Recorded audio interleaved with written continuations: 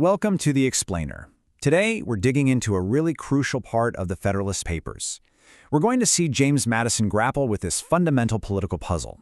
How do you possibly build a government with enough power to actually get things done, but not so much power that it ends up ruining everything? All right, so let's really get into this. This question right here, this is the central challenge for James Madison and Federalist Papers 41 through 50. Think about it. He wasn't just drawing up some boring blueprint for a government. No, he was trying to build a cage for power itself, a cage strong enough to protect the country, sure, but also designed to contain the beast inside. So first things first, Madison had to lay out exactly what this new government could do. And he couldn't just throw a bunch of powers out there. He had to convince people that this wasn't some random power grab, but a really thought-out list of tools the nation absolutely needed to survive and, prosper.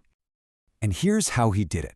In Federalist 41, he breaks it all down into these 6 clear categories. But look, this is way more than just a simple list. It's a full-on logical argument. You've got everything from defending the country to making sure the states don't end up at each other's throats. Each one of these is tied to a specific, crucial job for a united nation. Now this is where it gets really clever. Madison takes on what was probably the #1 fear at the time, a standing army. And he just completely flips the argument on its head. He says, look, you're worried about one national army. The real danger to your freedom is the alternative. Imagine a broken-up America, where every single state has to have its own army. That, he argued, is a recipe for disaster. A future where liberty is just crushed between constant warfare and endless taxes. Okay, so once Madison lays out the what the government can do, he has to tackle the next huge fear. And that's all about the balance between the new federal government and the existing state governments. I mean, you have to remember, people were incredibly loyal to their home states. This new national government was a pretty scary concept. So the big question was, how can these two things possibly coexist without one just swallowing the other one whole? And Madison's answer in Federalist 45 is just a brilliant piece of political reassurance. He basically tells everyone to calm down. He says the federal government's powers are going to be few and defined. They'll handle the big stuff, external things like war, peace, foreign trade. Meanwhile, the states, they get to keep power over almost everything else, all the day-to-day stuff that actually affects the lives, liberty, and property of the people. And this is really the kicker. In Federalist 46, Madison points out that the states have this natural, built-in, home field advantage. Think about it. People are just way more connected to their local and state governments. They know the people in charge, their kids go to the local schools, their businesses follow state rules. He was convinced that this natural loyalty would be the best defense against a federal government that got too big for its britches. But look, Madison was no fool. Reassurances and counting on local spirit can only get you so far. He knew you couldn't just trust the government to play nice. No, you had to build the controls right into the machine itself. And his solution?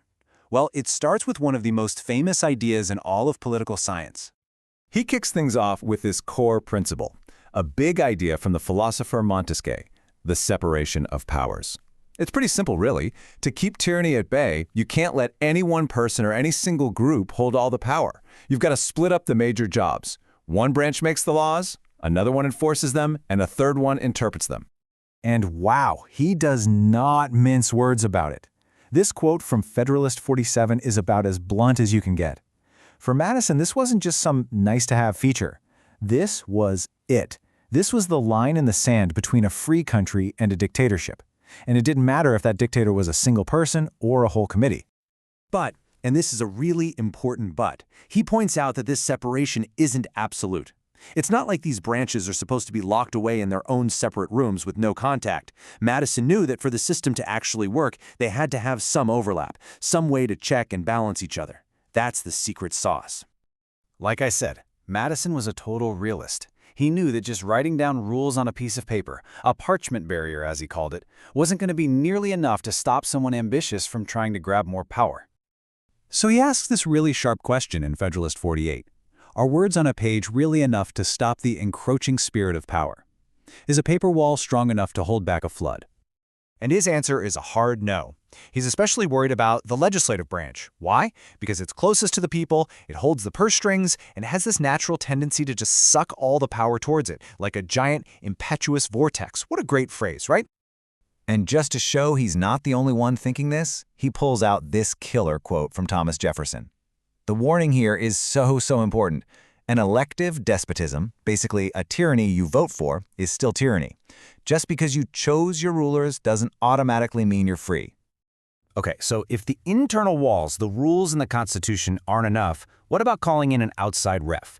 There was this popular idea at the time. Whenever the different branches of government start fighting, why not just let the people sort it out? But Madison, well, he thought this was a really bad idea. He looks at two different flavors of this idea. First, you could have occasional appeals. That means you only call a big public convention when there's a crisis, when one branch clearly steps out of line. The other option is periodic appeals. You schedule these checkups automatically, maybe every 10 or 20 years, no matter what. So Madison completely tears apart the idea of these emergency appeals. Why? Because they would just turn serious constitutional questions into a political circus. The legislative branch, with all its members connected to local communities, would always have the upper hand in a popularity contest. And here's the most important part. The final decision wouldn't be based on reason. It would be based on passion, on the outrage of the moment, on which side could yell the loudest. And the scheduled checkups, he says those don't work either. If you have them too often, you run into the exact same problem with public passion and politics.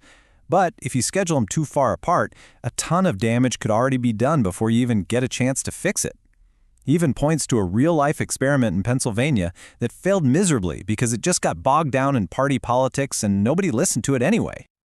So think about what he's just done. He has systematically taken apart every other popular solution. He's shown that you can't just rely on written rules, and you can't just ask the people to step in and fix things. He's basically cleared the entire board to set up his ultimate argument, which comes next in Federalist 51. The only real way to control the government is to use its own ambition against itself. And that, of course, leaves us with the million-dollar question for today. Is Madison's blueprint, designed for the world of 1788, still strong enough to handle the incredible pressures and powers of our world today?